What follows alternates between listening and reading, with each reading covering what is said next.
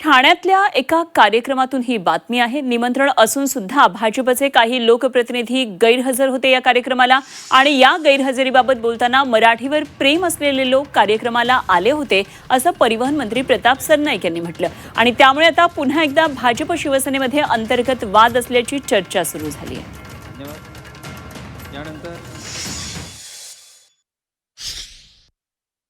मराठीवर प्रेम असणारी सगळी मंडळी आज या कार्यक्रमाला होती। त्यांचं मराठीवर प्रेम जास्त असेल म्हणून कदाचित ते दुसरीकडे मराठीचे अभ्यास वर्ग घेत असतील। मी त्यांना शुभेच्छा देतो। मराठी भाषेच्या अभिमानाचा आजचा दिवस आहे।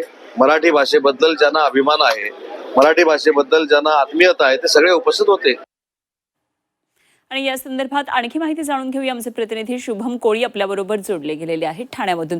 शुभम, सगळ्यात महत्त्वाचं म्हणजे हा काही पहिल्यांदा वाद झालेला नाही, अंतर्गत आपण कुरबुरी पाहिलेले आहेत, मात्र तेच लोक उपस्थित होते, त्यांचं मराठीवर प्रेम होतं, अशा प्रकारे जी वक्तव्ये येतात त्यामुळे आता आणखी हा वाद पुढे वाढेल अशी शक्यता आहे। काय नेमकं या संदर्भात? निश्चितच पाहिलं तर काल ठाण्यामधील गडकरी रंगमंचामध्ये मराठी भाषेसंदर्भात एक कार्यक्रम पार पडलेला आहे।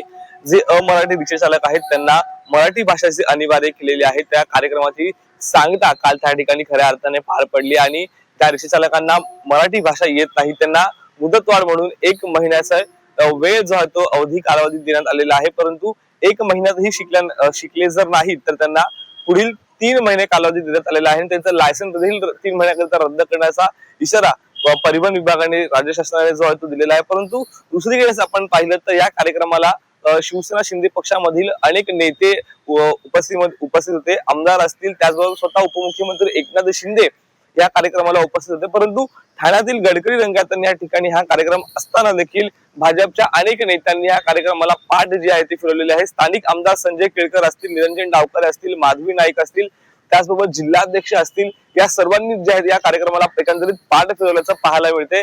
दुसरीकडे आपण पाहिलं तर निमंत्रण पत्रिकेमध्ये जे आहे ते सर्वच भाजपच्या स्थानिक नेत्यांची देखील नावं होती, त्याचबरोबर मंत्री गणेश नाईक यांचे देखील नाव त्या ठिकाणी कार्यक्रम पत्रिकेमध्ये होतं। गणेश नाईक आणि एकनाथ शिंदे हे एकाच मंचावर येणार असल्याचं देखील बोललं जात होतं। परंतु दुसरीकडे आपण पाहिलं तर भाजपचा एकही नेता त्या कार्यक्रमाला उपस्थित न राहिल्याने जे आहे ते मोठ्या प्रमाणात आता आरोप प्रत्यारोप जे आहेत ते सुरू एकंदरीत झाल्याचं पाहायला मिळते। कारण दुसरीकडे आपण पाहिलं तर कल्याणमध्ये देखील ज्यावेळेस 15 ऑगस्टला स्वतंत्रची रॅली, तिरंगा रॅली निघाली होती, त्यावेळेस शिंदेच्या कार्यकर्त्यांनी सर्व त्या कार्यक्रमाला उपस्थिती दर्शवली होती। परंतु भाजपच्या कार्यकर्त्यांनी त्यावेळेस देखील त्या ठिकाणी पाठ फिरवली होती। तेच चित्र कुठेतरी ठाण्यातील या कार्यक्रमामध्ये एकंदरीत पाहायला मिळते। तर त्याचबरोबर परिवहन मंत्री प्रताप सरनाईक यांनी देखील याच्यावरती एकंदरीत टीका जाहीर केलेल्या आहेत। ज्यांना मराठी भाषेविषयी प्रेम आहे ते या कार्यक्रमाला उपस्थित राहिले, ज्यांना मराठी विषयी प्रेम नाही ते दुसऱ्या ठिकाणी होते, असं देखील त्यांनी एकंदरीत या कार्यक्रमामध्ये टीका एकंदरीत केल्या। त्याचमुळे आता भाजपने या कार्यक्रमाला पाठ फिरवल्यानंतर शिंदेच्या नेत्यांनी त्यांच्यावरती टीका एकंदरीत केलेली आहे। त्याचमुळे आता याला काय नेमकं आता वादाला ठिणगी अजून पेटते हे पाहणं महत्त्वाचं असणार आहे। ठीक का शुभम, धन्यवाद दिलेल्या या सगळ्या सविस्तर तपशिलांसाठी। शुभम कोळी आमचे प्रतिनिधी आपल्या बरोबर होते।